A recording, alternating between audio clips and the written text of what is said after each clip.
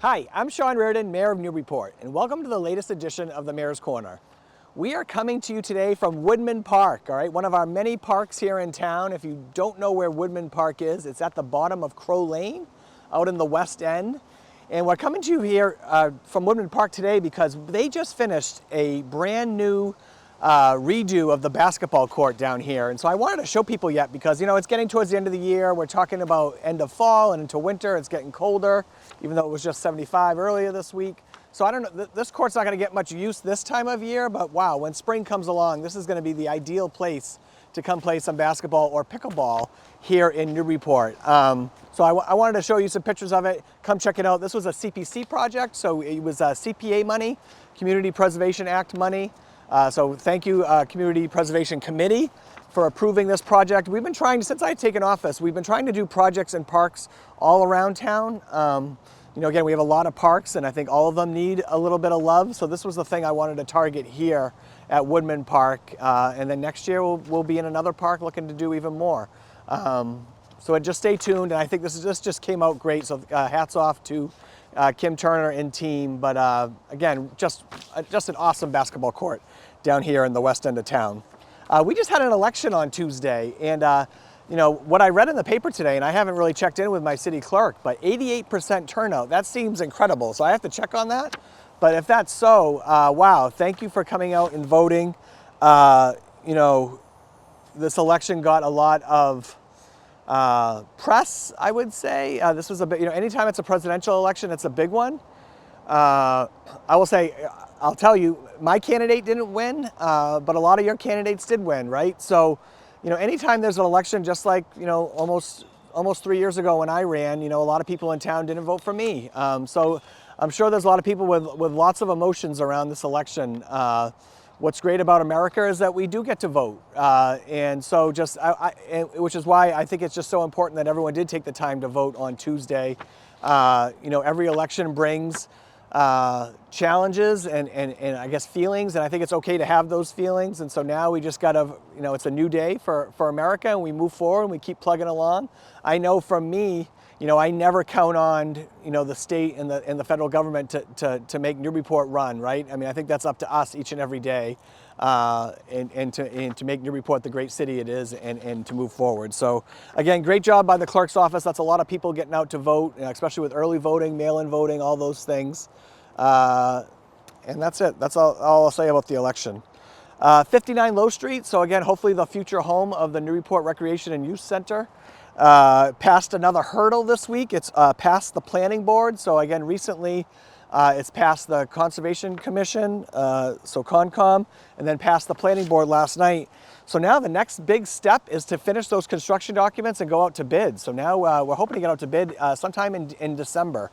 So stay tuned for that. And then, you know, once we go out to bid, you know, that's us finally knowing what exactly this is going to cost, and how do we take all the funding that we've located and put that towards it. So what's the eventual ask of the taxpayers, and the ask that we'll ask for City Council to approve. So that is coming up. You know, I think the recent decision about the Brown School gym really makes you know, getting that gym at the rec center on 59 Low Street that much more important, right? I always hoped we could get both of the gyms, but if we can't do the Brown School, which looks like, you know, we're not going to be able to at that site, then I think we absolutely have to move forward on a new gymnasium on Low Street for the rec center. So that's where we are with that. Another big meeting coming up next week is the annual joint meeting between the school committee and the city council. That's happening Wednesday. That must be the 13th, yep, at 6 p.m. at the Senior Community Center. This is in our charter. We have this meeting every year, and it kind of kicks off budget season. So we'll have presentations by the schools, and we'll have presentations by Ethan Manning. I'll say a few words as well, but they'll just give you an idea about where our finances are right now, what we see coming up in the future. We can talk about any contracts that are currently up. And then again, we'll also hear from the school side of things. The schools are in a little bit of a different place this year. Their business manager, Phil Littlehale, just left to take the same position in Reading Public Schools. So we'll be working with most likely an outside vendor to help us with our finances at our schools during this interim period. And so I'm sure more information will come on that. Another big thing that we're going to do on Wednesday is, you know, this past budget season, we heard a lot of things from residents and from City Council. City Council just barely passed my budget, 6.5. They didn't make any cuts, which was a good thing, I guess. You never want to see things cut out of a budget that you put together. So that was good, but it was a 6-5 vote. So how do we get more people on board with the budget? And one of the things, along with the budget, we do at the same time is our capital improvement plan. So that actually didn't pass. So that actually was voted down. So we're actually currently just working off our old CIP, which is fine. It is what it is. But my big problem was that the councilors didn't bring up any objections during the 10-week process that we go through the CIP. So what we've done since then, so since it's been voted down, we've put a little group together. Particularly Kim Turner and Ethan Manning have been leading this effort, but putting together a new CIP, capital improvement plan, that we want to kind of launch next week. But we've been bringing in a few counselors to ask their opinions. We just launched it with department heads yesterday. It was all very well received.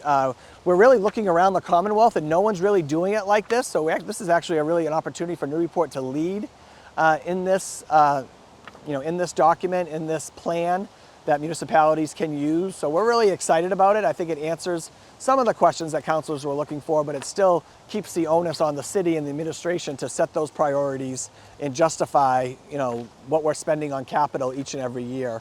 So we're going to launch that next week, and so that will work its way into budget season for the FY26 budget. But just hats off to Kim and Ethan for doing some really great work. And again, we know it's great work, right? Because we're getting already great feedback back from that for people taking a look at it at the first time. I haven't done a schools update in a while, but there was a couple things going on with the schools that I wanted to mention. First, we did get into the MSBA, Massachusetts School Building Authority, accelerated repair program. That was a program that had been around for a long time. They did away with it and then they brought it back. So this is something that we can apply for, and which we did for our roofs. We need a new roof at the middle school and the high school. And so we did just learn that we did get into that program, which is great. That's really just the first step. And now we can work and get a scope of the project together and then find out how much it's going to cost. And then we'll find out how much MSBA is going to contribute to that. And then the city would have to come up with the other part of that. It's about $4 million worth of roofs, I think, maybe probably a little bit more the way things are going nowadays. So, it's going to be great that the state's going to kick in on that. And then it's really going to help us move forward on those projects. So that's really good news. We got our MCAS results, and I think people have known this for a while. They're out there. We haven't had a presentation yet. I think our next city school committee meeting, which would be Monday, not this Monday, it would be Monday the 18th. We'll have a school committee meeting, and they're going to go over our MCAS scores. We're still not up to grade on a few areas in the city, and it's areas that we've been kind of falling below for the last couple of years. So we're going to have the superintendent talk about that. We're going to actually meet as a school committee and talk about setting some goals for us to improve upon those scores and having really solid plans in place to improve our scores. And again, we can't base everything on MCAS, right? So then we also have to look at our internal data and what's that telling us, right? And we use iReady for our diagnostic assessment. So we'll look at our iReady data and we'll compare it to the MCAS, and they should be kind of telling the same story. So that's what we'll be looking for the superintendent and the leadership of our schools to say, all right, look, this is what the data is telling us, and this is how we're going to meet these goals in the coming weeks and months to get up to the high level that we expect here in Newburyport. So we're going to have that conversation, and we're also looking to bring back a subcommittee for the school committee, and that's the Instruction and Learning Subcommittee. We used to call it curriculum instruction, and we did away with it a couple years ago. And at the time, I thought it was a good idea, but I've kind of really changed my tune on that, because what that committee does, it allows us as an elected board and someone who oversees the superintendent, allows us to have a voice and a forum to hear about, what investments are we making around curriculum, teaching, and instruction in our school district, and are we seeing the results? Are we seeing the return on investments? And it's a place where we can do deeper dives in the data throughout the year, and not just these one or two times a year that we get presentations at the school committee level. So I'm excited that we're talking about bringing that back. My hope is that we have that in place for January. What else is going on? We have Veterans Day coming up on Monday. Our Veterans Director, Kevin Hunt, has put together a great program as always. We start marching from CVS around 10:30, and our program will start at City Hall at 11. It looks like the weather's going to hold off, so we should have a good day.